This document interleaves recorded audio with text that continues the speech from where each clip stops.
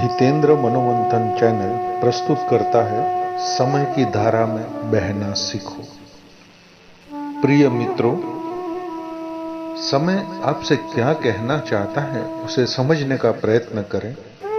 अगर आप वक्त को समझ पाए तो शायद आपकी चिंताओं दुखों का निधन हो सकता है, अन्यथा आप औरों की तरह जीवन के विभिन्न उपद्रवों में फंसे ही रहोगे। वक्त ने अगर आपको ऐसी हालत में लाकर खड़ा कर दिया है कि अब न उगले बने न निगले बने, तब आप चिंतित एवं परेशान होकर भाग्य को दुहाई देने लग जाते हो, या फिर आपका मन एक और नया रास्ता निकाल लेता है और वो रास्ता यह है कि मेरे दुखों का कारण मैं नहीं, अमुक व्यक्ति के कारण मैं दुखी हूं, ऐसा सोचने एवं कहने लगते हो। पर यह केवल आपके मन की एक तरकीब है। आप स्वयं को अपने दुखों एवं असफलताओं के लिए जिम्मेदार मानना ही नहीं चाहते। यही है हमारे मन की चालबाजी, जो हमें वस्तु स्थिति से अनभिज्ञ रखता है। मन की इसी तरकीब के चलते हम अपने मूलभूत दोषों को कभी भी देख समझ ही नहीं पाते। परमात्मा या प्रकृति का एक नियम है कि बिना एक्शन के वह रिएक्शन नहीं करते। आप जरा शांत मन से विचार करें कि आपने अगर बबूल का पेड़ लगाया है, चाहे वह अनजाने में ही लगाया होगा, हो सकता है कि आपके अनुसार आपने सही कर्म किए होंगे, पर वह आपके मन की बेहोशी में हुए कर्म हो सकते हैं। अर्थात आपके कार्य की वजह से कहीं ना कहीं कोई गलत तरंग उत्पन्न हुई जरूर है। जैसे आपने क्रोध में आकर किसी से कुछ कहा नहीं, मगर आपके दिल पर हाथ रखकर सोचिए कि क्या आपने मानसिक रूप से उस व्यक्ति को मन ही मन अपशब्द नहीं कहे जिसने आपको क्रोध दिलाया था, या उसके बारे में बुरे विचार नहीं किए होंगे, आपने जरूर ही किए होंगे।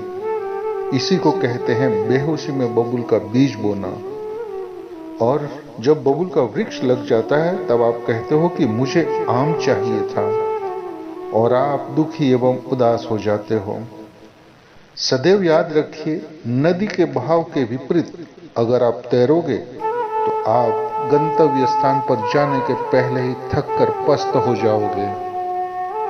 बहाव के विपरीत तैरकर ऊर्जा को क्षीण करने से अच्छा है कि आप धारा के साथ बहकर स्वयं को बचाएं एवं पुनः ऊर्जा को प्राप्त कर मंजिल की ओर तेजी से जाना संभव हो पाता है।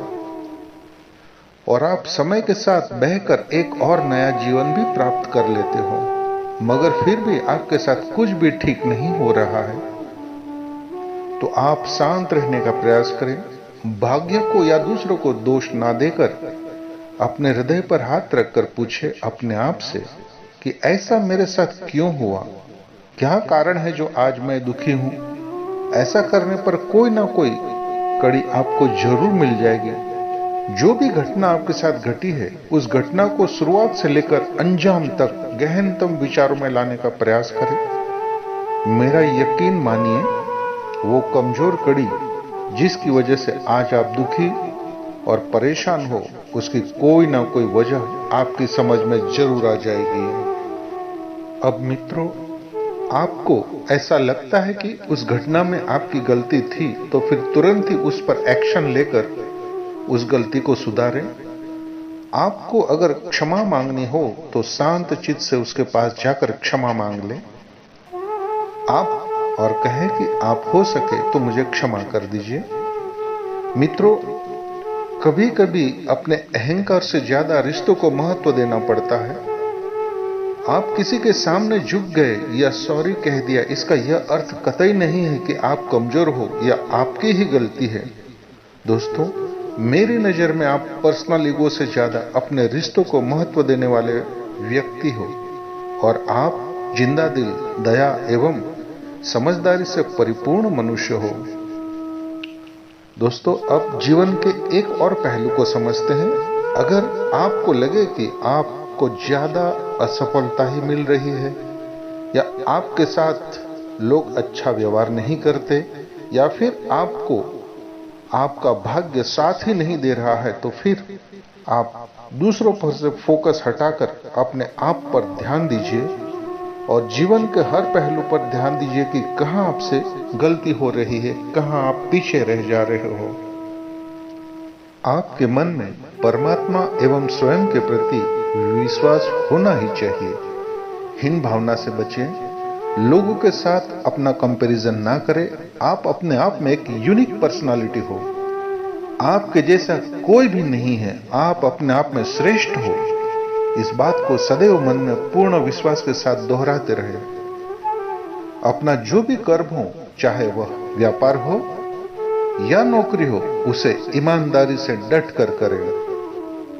लोगों के लाभ के बारे में भी सोचे, बिना वजह किसी को परेशान ना करें। ध्यान मेडिटेशन को अपनाकर आत्मा परमात्मा को समझने का प्रयास करें। और एक बात मैं आपसे कहना चाहता हूं, जब भी आपसे संभव हो तब एक दिन किसी से भी बात ना करें। टीवी, मोबाइल, न्यूज़पेपर कुछ भी ना देखें, केवल मौन रहने का प्रयास करें। घर में यदि यह संभव नहीं हो पाए तो कहीं ऐसा स्थल खोजिए जहां आप कुछ भी ना करते हुए मौन एवं पूर्णतः शांत रह सको। ऐसी जगह पर चले जाए। इसके प्रभाव से आपका सबकॉन्शियस माइंड एक्टिव होकर आपको नए नए रास्ते बताएगा।